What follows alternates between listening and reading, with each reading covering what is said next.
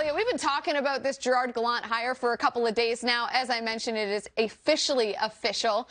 In your mind, what made Gerard Gallant the right guy for the New York Rangers? Well, first of all, Jackie, I'm going to tell Larry Brooks, the New York Post, that he's not good enough for you. Like, you don't count it unless it comes from the Rangers directly. Just, I'm going to let you know that I'm going to tell him. Okay, now, you do that.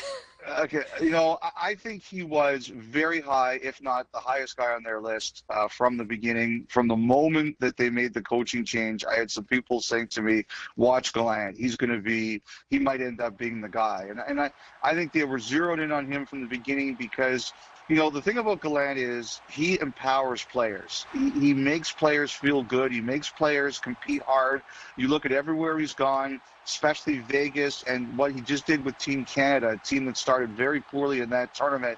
He makes them believe, and he's passionate, and guys want to go through walls for him.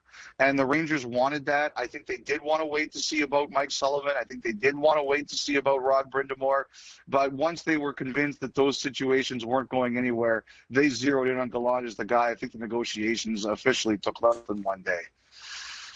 All right, let's talk about Jack Eichel, because every day it feels like there's something new developing in this story between Eichel and the Buffalo Sabres. What are you hearing lately about what's going on with Jack Eichel and when we can expect something to happen, whether he stays or goes?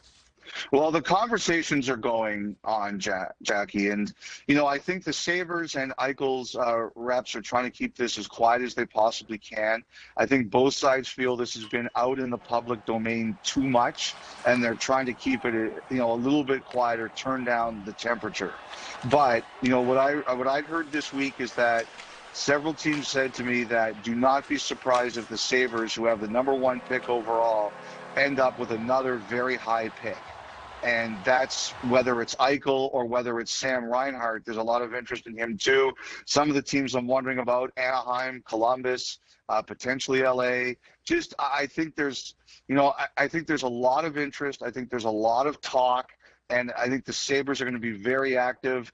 I don't know if it'll be too much before the draft itself, but I do believe that the Sabres are engaged on Eichel, and everybody who's interested is collecting information about his injury, what he wants to do.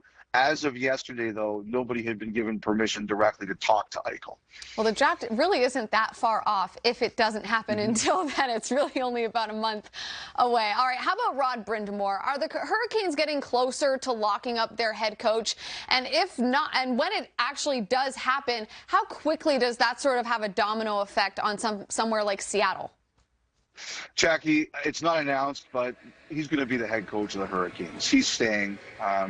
They haven't, like I said, they haven't announced it yet. He's had a verbal agreement with Carolina for quite some time, but as we've reported many times, he wanted his staff taken care of, the coaches, the training staff, the equipment staff, with one exception, assistant Dean Chenoweth, who has permission to look around the league. I believe that everybody else is going to get taken care of, and I think the announcement will be by the end of this week. That's what we're all expecting. Okay.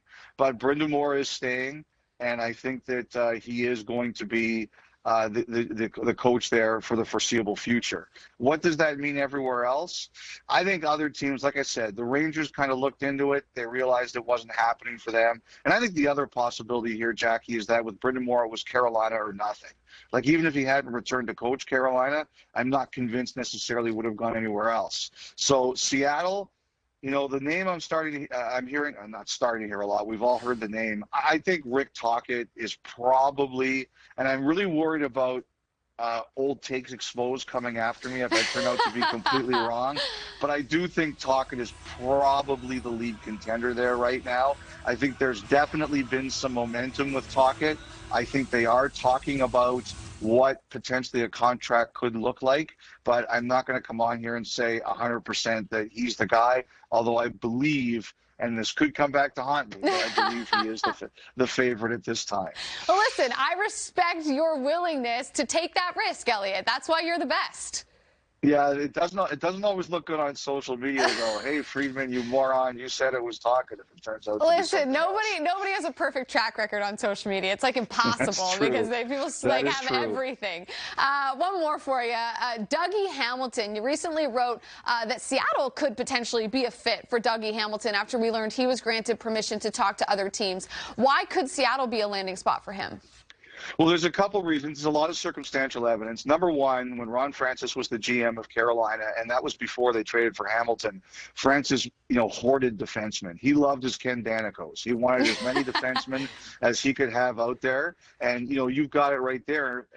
And you don't have Slavin, you don't have Pesci, but those were guys they extended and made sure that they were the backbone of their team.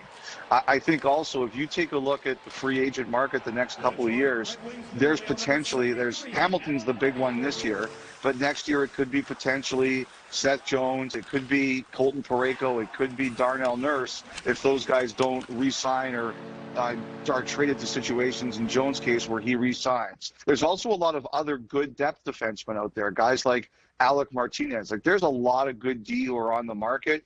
So you know that Ron Francis likes D. You know that there's a lot of D in the free agent market. And if you look at what Vegas did in the first expansion draft, there were 4 defensemen they traded right after the draft. Mark Mathot, Trevor Van Riemsdyk, Alexei Emelin, and one other I'm forgetting right now. And they traded them for 4 draft picks and a prospect. So there's that history there too.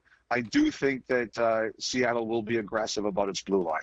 All right, I'll ask you one more, Elliotte. Is that a TV monitor on your wall? Because if so, like, how often are you watching games in your closet? It's just an interesting setup.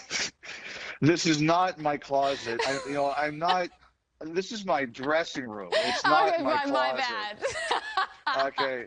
People are gonna be like, look at the size of Friedman's closet. No, only McLean has the big closet here. The host gets the big closet. So this is my dressing room, but I don't watch the games in here. I watch it with everybody else in what's called the Lotus. Oh, the Lotus. All right, cool. I had to ask, but I appreciate you going with it. And enjoy the game tonight, and we'll be chatting. All right, guys. Take care. Have a great night. Take care, Jackie.